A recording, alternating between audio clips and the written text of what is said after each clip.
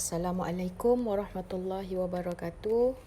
Hai anak-anak semua, diharap semua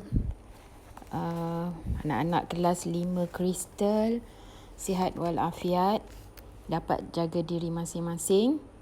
Alhamdulillah, syukur kepada Allah Subhanahu Wa Taala, kita masih lagi diberi kesihatan yang baik dan boleh lagi belajar. Jadi harap kamu semua dapat tumpukan perhatian pada pelajaran kita. InsyaAllah hari ini Ustazah akan terangkan tentang tajuk yang kita belum belajar lagi.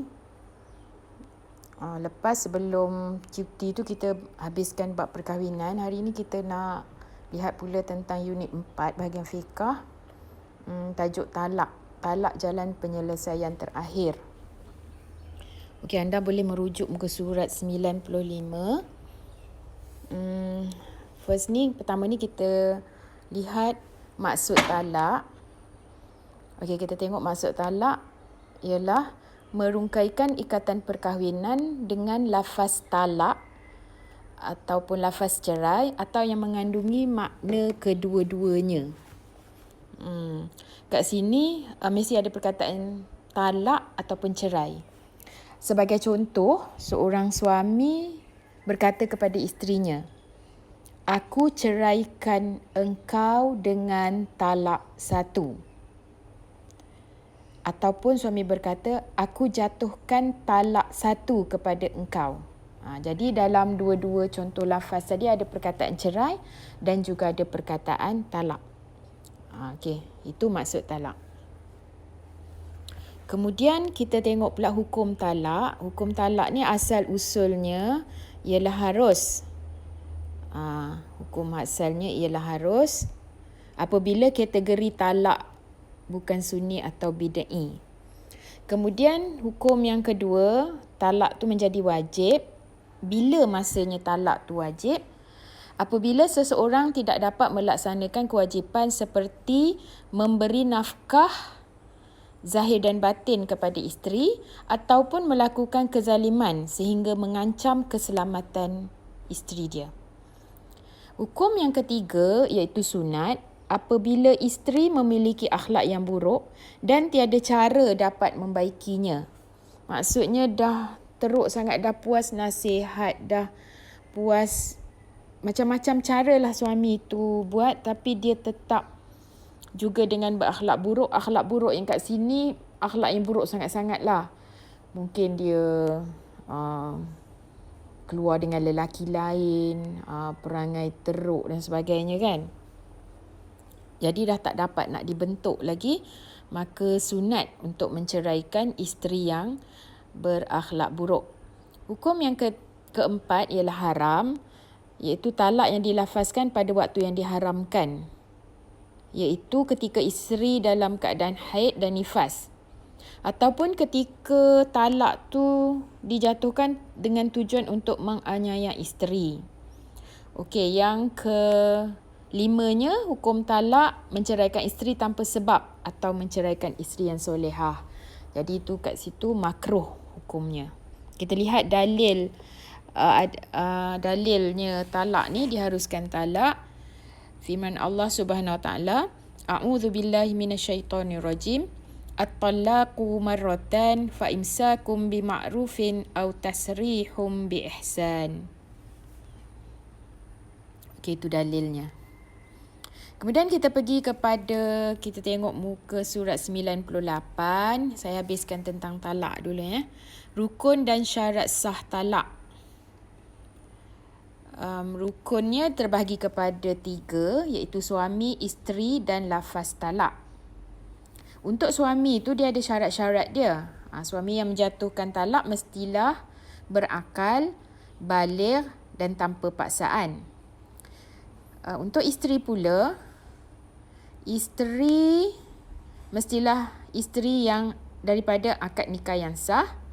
Kemudian lafaz talak, ucapannya jelas, menyatakan perceraian dan tanpa paksaan.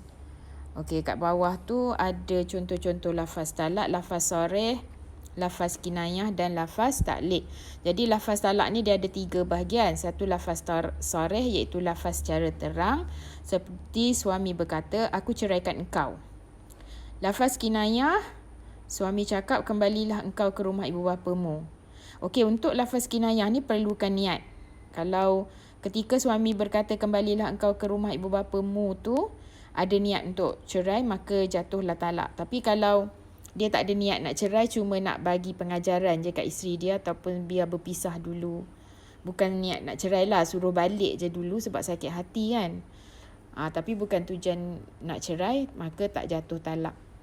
Untuk lafaz ta'liq, sekiranya lafaz ta'liq ni maksudnya dia kaitkan dengan sesuatu perkara. Sepertinya sekiranya awak keluar daripada rumah ni, saya ceraikan awak dengan talak 1. Maksudnya kalau isteri keluar, maka jatuhlah talak. Kalau isteri tak keluar daripada rumah, maka tak jatuh talak. Okey, yang seterusnya bahagian talak. Dia ada bahagian-bahagian talak. Kat sini ada 5 bahagian talak. Yang pertamanya talak sunni, iaitu suami menceraikan isteri ketika suci dan tidak disetubuhi ketika dalam tempoh suci itu. Yang keduanya talak bidai, suami menceraikan isteri ketika dalam haid, nifas atau ketika suci tetapi telah disetubuhi. Okey, tadi lupa nak terang, talak sunni ni hukumnya haruslah. Bolehlah menceraikan isteri dalam keadaan macam tu. Manakala talak bidai ni hukumnya haram.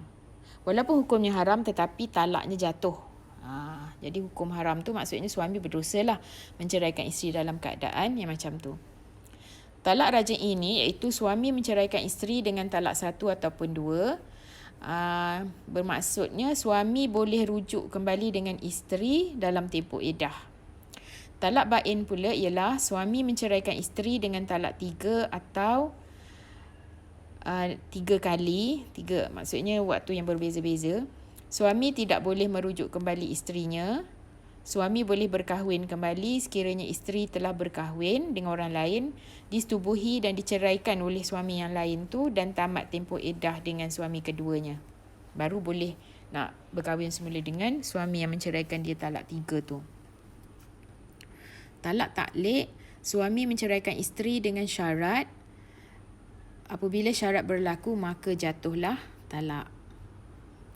Terus kita tengok muka surat 102, kesan talak. Kesan talak ni sama ada terhadap pasangan, terhadap anak-anak dan juga masyarakat. Kalau terhadap pasangan, terputus ikatan perkahwinan, maruah diri terjejas, terpisah dengan anak-anak, terputus silaturahim dengan keluarga mertua. Itu terhadap pasangan.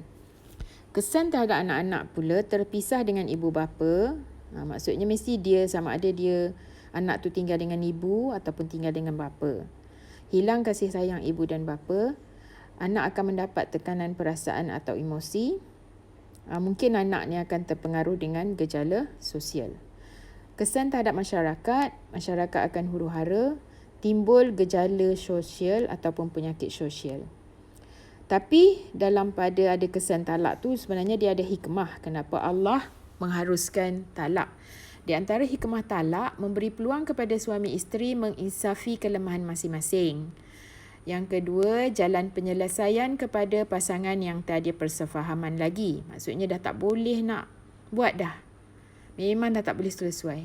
Hari-hari bergaduh. Yang ketiga, membuka ruang kehidupan baru. Kalau memang dah tak sesuai dengan suami ataupun isteri yang lama, mungkin boleh cari suami baru ataupun isteri baru. Pengajaran terhadap kegagalan perkahwinan lalu.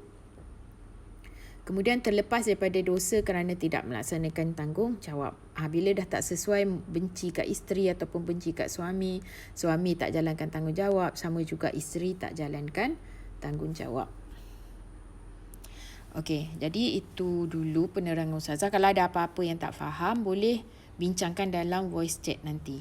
Okey, Assalamualaikum warahmatullahi wabarakatuh.